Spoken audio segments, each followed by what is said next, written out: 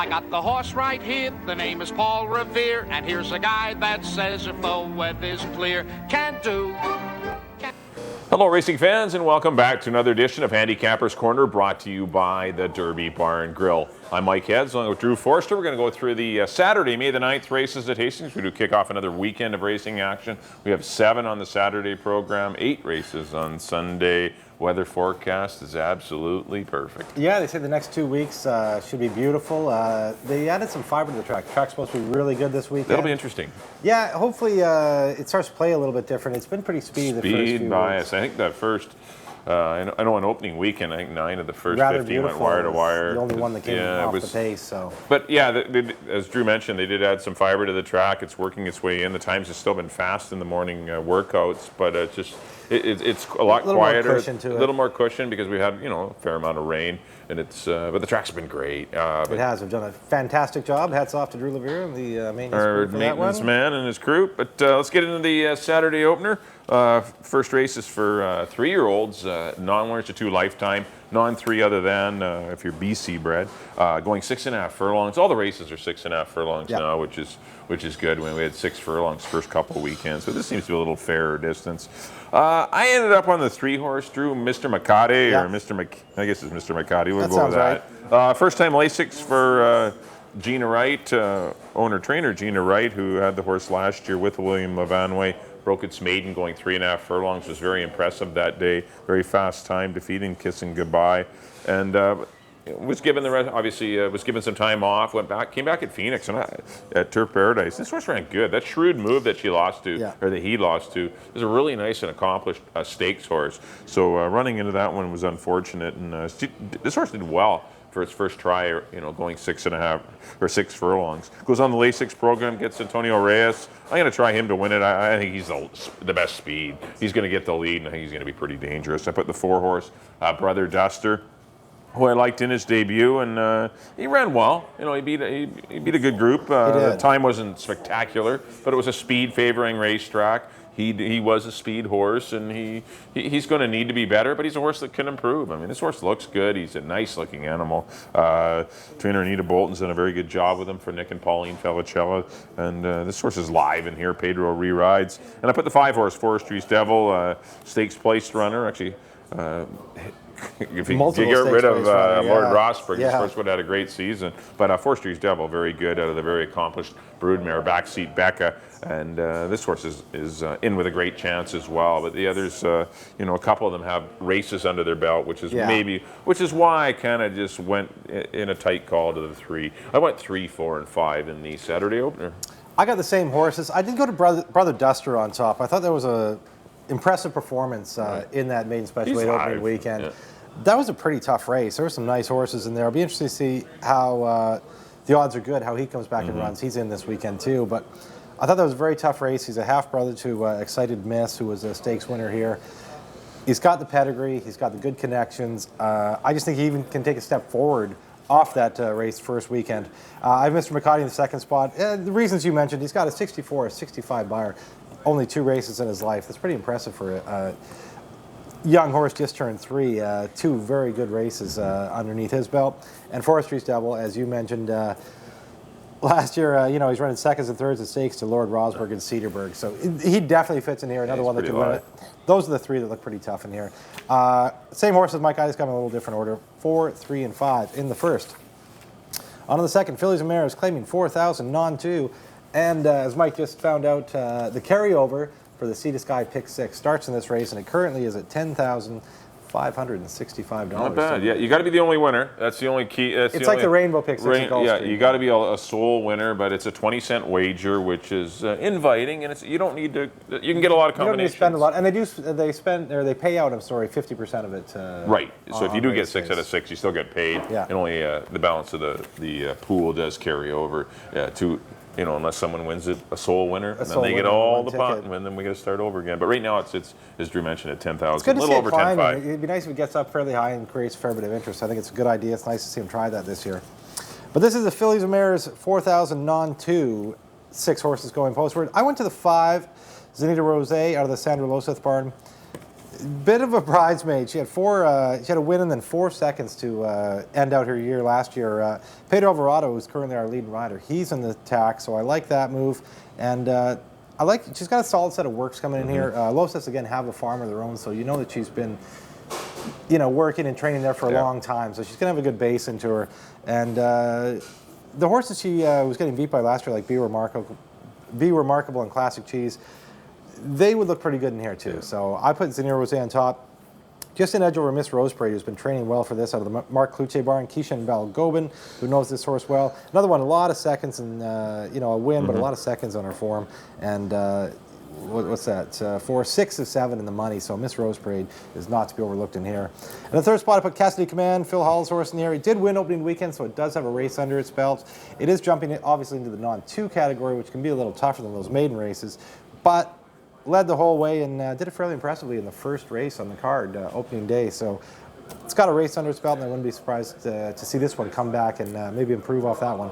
I went 5, 3, and 6 in the second. Yeah, I've got the same 3. I kind of agree with. I think you see the race pretty similar to the way I do. I've gone to the 6 Cassidy Command on top, though. Yep.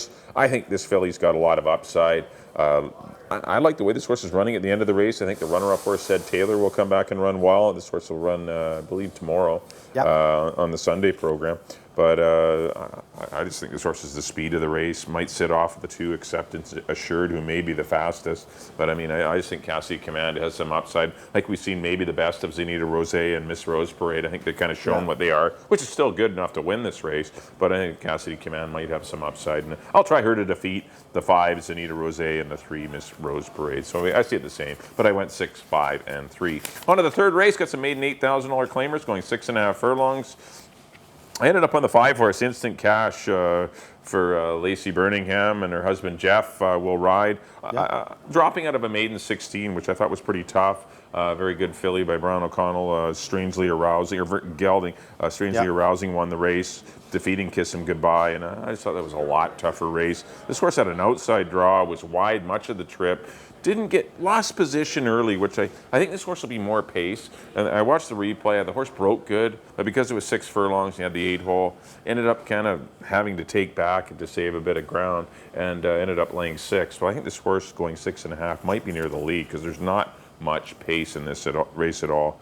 And I like the races, even a couple of the races last year. Look at running as Bluegrass Angus, Lord Rosberg, Jacuzzi Bob. Yeah, those were some of the toughest 2-year-old maiden winners. Those races last year were the toughest that you'd see. And this horse is coming out of them. I know he didn't fare well, but still, this is a lot easier assignment. I'm going to try the 5 Instant Cash. To defeat the 1 Typhoon Taylor, I'm going to give him another shot. Yep. I like him the best coming out of the Regal Legacy Fixed Bayonets race, only because he was shuffled back early. He had probably the toughest trip, and it was just his debut run. He has, I think he will improve.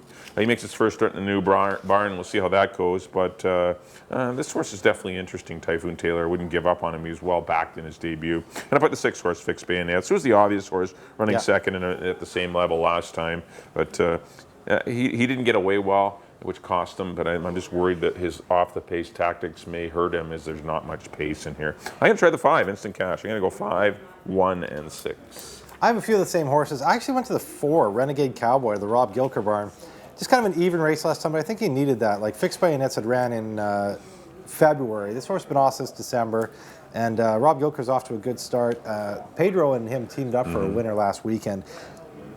And he just kind of set off the pace last time, but I think Pedro's going to send him and going to try and steal this one, try and go to the lead. And I think he's probably fit enough to do that. And these guys are always pretty hot together, Pedro and Gilker. They've won a lot of Canadian Derby was pretty nice with Tommy Danziger. Yeah, so they have a history of doing well together. They're 1 for 1 on the meet. And I put Renegade Cowboy on top, looking for him to turn the tables on Fixed Bayonets. I put Fixed Bayonets in the second spot, the obvious kind of logical horse, who just did run second in this race to Regal Legacy. And I put Instant Cash, your top pick, in the third spot. Another one that it's some good works and has some ability, as you mentioned, ran against some tough horses, drops down to a new low for jockey Jeff Birmingham. I went 4, 6, and 5 in the third. On the 4th, 3-year-olds and up claiming 25,000. Good race. 6 horses, but a nice race. There's two I really like in here, and I couldn't really decide between them. I gave the edge to Bear Rock and Roll because he already ran once. He did get beat by a horse who'd been running Lorne 500, but ran a big race, and Bear Rock and Roll is just always money. He always shows up to fight. Tracker's been off since August, and that's the only reason that I went with Bear Rock and Roll. Tracker, I think, is probably the more talented horse, as we've seen in the past. But Barb has showed that she can have a horse ready to go off the bench, as she won with Brass and Gold last week, first time out, and he ran a monster race. So he could be fit enough. I just couldn't really decide between the two of them. It was a toss-up. I went with Bear Rock and Roll on top over Tracker, and I think those two are a little bit ahead of everybody else here. I ended up going with Richter Red in the third spot of the Bruce Unwin barn. Bruce has a smaller stable, but does a very good job. And he's ran against a lot of tough horses in his career. And he ran for $25,000 at the end of the meet last year against his Finally Friday and Cowie Creek, who came back and won this year. And he's just kind of a talented little horse that I think maybe, first asking. Last year when he ran first time, he only got beat 4 lengths by Aspen Getaway. He did run well, but it was just such a tough race. Yeah, he's been running stakes and everything, and I think maybe his first out, if he's fit and he's ready, he's got a nice work in 1 minute and 3/5. And if he's fit and ready, I think he could, get up into the third spot. I think it's 2-3 or 3-2. And then I got Richter in the third spot. I went 3-2-4 with Bear Rock and Roll on top. I agree with you. I've just gone the other way with Tracker. I think but I probably could make Bear Rock ability, and Roll the he's pick got the as start, well. that's why I give it to him. Bear Rock and Roll wins races. I mean, Tracker's won 3 races in his life. Bear Rock and Roll, what's he win, like 100? 22, No, yeah. only 22. That's not too bad. This horse Looking for number 23. This horse knows how to win races, Bear Rock and Roll. But I did go to Tracker, just drawn inside of him. Might have a little pace advantage. He's not fast, Tracker, but he obviously has his share of problems. He doesn't run very often, but his works are excellent.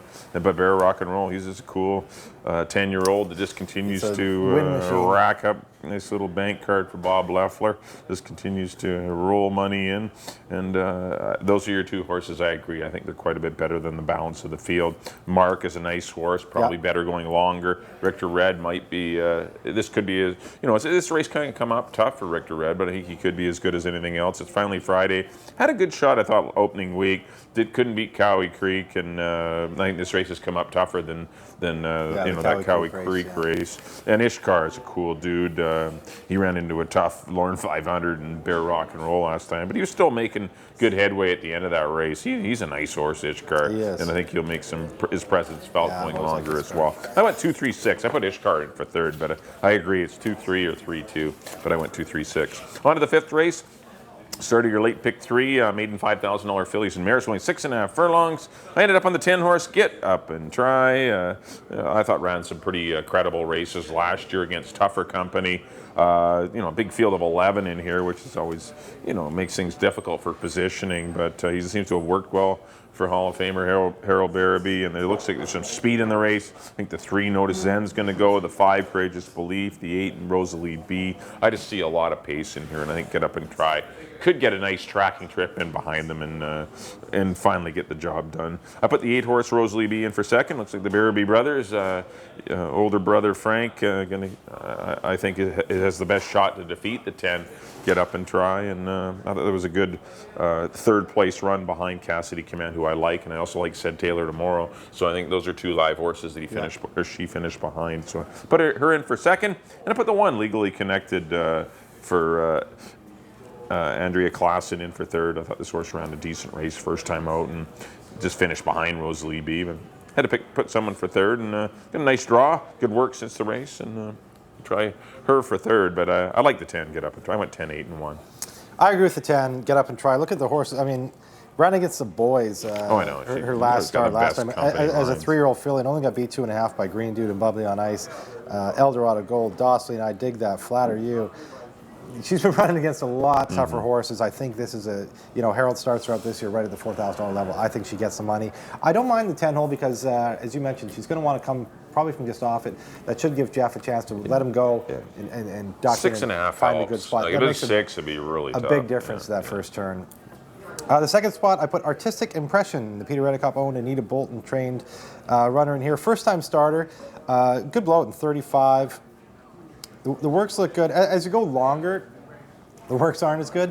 But Pedro's probably going to send maybe if he, there's going to be a fair bit of speed, but he's going to be able to be on the outside and dictate where he is on that pace duel, and these connections are dynamite right now. They paid a pile of money for the horse, but still doesn't matter. They run the horses where they feel where win. she can win, and they start out at $4,000 level. But I'm going to guess there's enough talent there to put her in the mix in this one. She does debut on the Lasix program. The third spot I put Notice Then, another 3-year-old out of the Phil Hall barn. Phil's off to a good start. Running against very tough horses last year, Cedarburg, who came back and won the stake last weekend as a 3-year-old, got beat 5 lengths by him. Only length and 3/4 by the Tenant. And then the last race, she showed up in, got beat by Mighty Fraser and Blue Wilhelmina, only got beat 3/4 of a length. Those are all 3.5. She is a Stephanotis out of a Delineator mare, so should do a little bit better at 6.5. And Phil's horses have been running well to start the meet. So I'll try her in the third spot. I went 10, 9, and 3 in the fifth. Big field of 11. On to the 6th. There we go. Maiden special weight for 3-year-old boys. Nice little race here. I went to a horse that, speaking of odds, is probably going to be the odds-on favorite. The odds are good. Good second behind Brother Duster. So it'll be interesting to see how Brother Duster runs in the first. Then you can kind of gauge maybe how tough that race was and have a good look at the odds are good. He's had 2 races. He hasn't had easy trips in either. He's kind of, you know, he had a very tough trip in his debut last year, and even this one, his first start down on the inside, and then he had to kind of get shuffled because Brother Duster cleared him, and so he had to maneuver his way off the rail. Yeah, he kind of got trapped. Not easy when you're that young and he hasn't been the most lucky horse, but he's down in the 3-hole again. But I think Howard Newell will get him out and probably, you know, try and get him clear to where he can not get a lot of dirt in his face. I got him on top. I put This Is the Moment out of the Mike Anderson barn. Richard Hamill rides the 1 horse. Just 2 starts, maiden special weight last year, where Bluegrass Angus won that one, a very tough horse, and then came back and run second to Aditya, who showed up in the stake last weekend. Aditya was claimed out of that, went to the Anita Bolton barn. They thought enough to run Aditya in the stake. And ran fourth, or he ran fourth. He ran a good race. Yeah, he ran a very good race. Was actually one of the favorites. Only got beat a length by Aditya, so I think he fits well in here. I got him in the second spot. In the third spot, I went with the Dave Forrester train, Tohachi, out of the stakes winning mare here, Tucumcari. I like that last, the last few works, he seems to be kind of rounding into form. He only had the 1 start last year, was 3.5, and I know that Forrester does not train them to go 3.5. But just obviously just wanted to get a start into him. I think he felt that was important, just to get the start into him.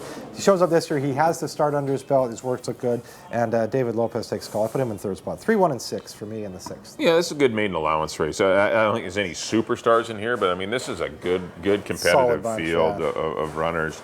I've gone to the 3. The odds are good, as you mentioned, Howard Newell in the tack. We should mention Antonio Reyes. Both Antonio Reyes and Mark Buchanan are on the missing list today because they had a 1-day suspension for riding infractions last week.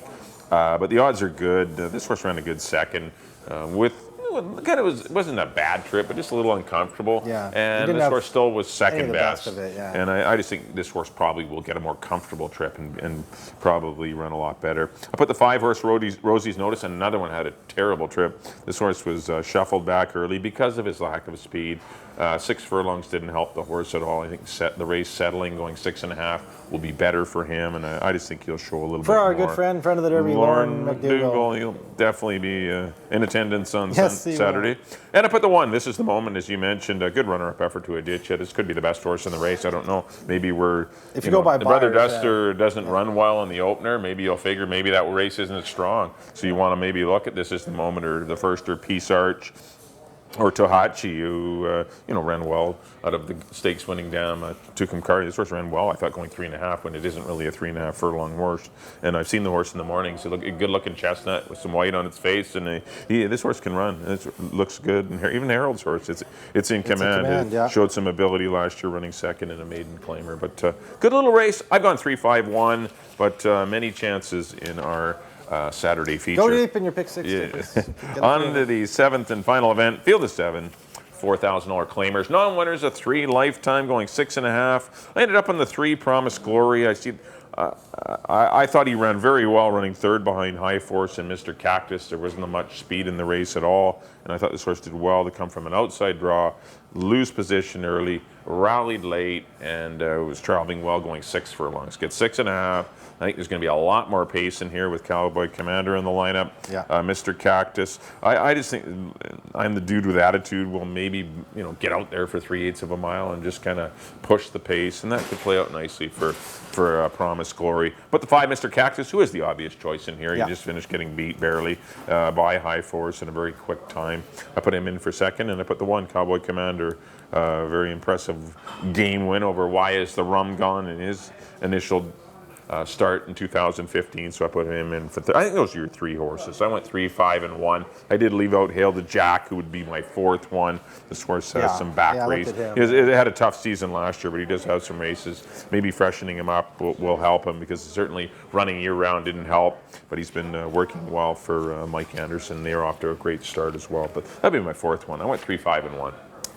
I don't have much to add. As you mentioned, Promise Glory, he's definitely not a 6. He's not even really a 6.5 furlong horse. I just think you're going to get the pace. The pace should help him. I hope the track's playing for fair. At least it's fair that some closers. Yeah, because it was very speedy, and he came from off the pace, going 6 furlongs, and was closing well at the end. So I think the extra half furlong, a little more pace, I think Promise Glory ends up in the winner's circle. Turning the tables on Mr. Cactus, who's an obvious choice in here, led the whole way, just got caught late by big dropper in High Force. Yeah. And he'd been running all winter, Mr. Cactus. So he had the fitness edge on Promise Glory too. I just think it's a little more even playing field. Yeah, so I did the same thing as you. I went Promise Glory on top, Mr. Cactus in second, and Cowboy Commander is going to be part of the pace scenario under Richard Hamill. See how far he can take him, but I see it exactly the same as mine. 3, 5, and 1 in the nightcap. That'll do it for our analysis of the Saturday, May 9th card. Up next on screen will be picks. Mike, as always, you will be first. There we go. Back in race number 1, I went to the 3 horse. Mr. McCarty, I'm going to go 3, 4, 5. Second race, went to the 6, Cassidy Command, 6, 5, and 3. Race number 3, I went to the 5, Instant Cash, 5, 1, 6. Fourth race, number 2, Tracker over the 3, Bear Rock and Roll. I think it's 2, 3 or 3, 2. I think you need a couple horses in there. I went 2, 3, 6. Fifth race, went to the 10, Get Up and Try over the 8, Rosalie B, and the 1, Legally Connected.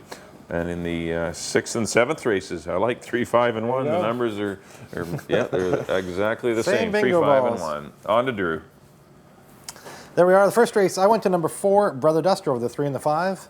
In the second, number 5, Zenita Rose over the 3 and the 6. In the third, I went to the 4, Renegade Cowboy over the 6 and the 5. In the fourth, I went to the 3, Bear Rock and Roll over the 2 and the 4. In the fifth, I'm with Mike on number 10, Get Up and Try over the 9 and the 3. In the 6th, actually, me and Mike got the late pick 3, picked the same here. Number 3, The Odds Are Good over the 1 and the 6. And in the nightcap, the 7th, number 3, Promise Glory over the 5 and the 1.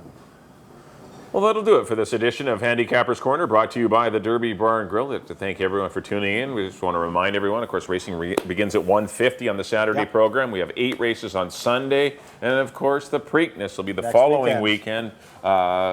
And that'll be interesting to see if American Pharaoh can continue on his track to become the first Triple Crown winner since 1978 when affirmed, pulled it. Actually, how did he get back-to-back winners? 77, Seattle Slew. 3 in the 78, 70s. Affirmed, and of course 73 was Secretariat. But 3 Triple Crown winners in about 5 or 6 years. And it's been, let's do the math, 37 years. This will be the 37th year. But just shows you how tough it is to win all 3 legs of the Triple Crown. I think American Pharaoh has a big shot. He's got a legitimate shot. Very talented. The mile, this race, probably not so much. This horse, I think, will be very dangerous in this, obviously, in the Preakness. Yeah. The mile and a half is always the tricky one. The mile and a half. Some horses skip the Preakness and they're fresh because you are running 3 races in 5 weeks. There is going to be, for sure. It used to be it kind of ran against the same horses every week, and now guys take the Preakness off and come back again in the Belmont, which makes it much tougher. They poach. They sit and wait and poach and see if they can get the winner of the first 2 legs. But hopefully American Pharaoh can do it. Just ask the owners of California Chrome. Yes, I know. He got super nailed. Opinionated about that. I know. Tonalist. But Preakness next weekend. Phone here for the Derby, 536-2978. We still have room for the Preakness. Make your reservations because early. It was packed here on Derby Day. So the Preakness, it'll be packed again. But yes, as Drew mentioned. We still have room, so if you phone right now, we'll get you in. Okay, on behalf of Drew, thanks everyone for tuning in to Handicappers Corner, and we'll see you next time here at the Derby Bar and Grill.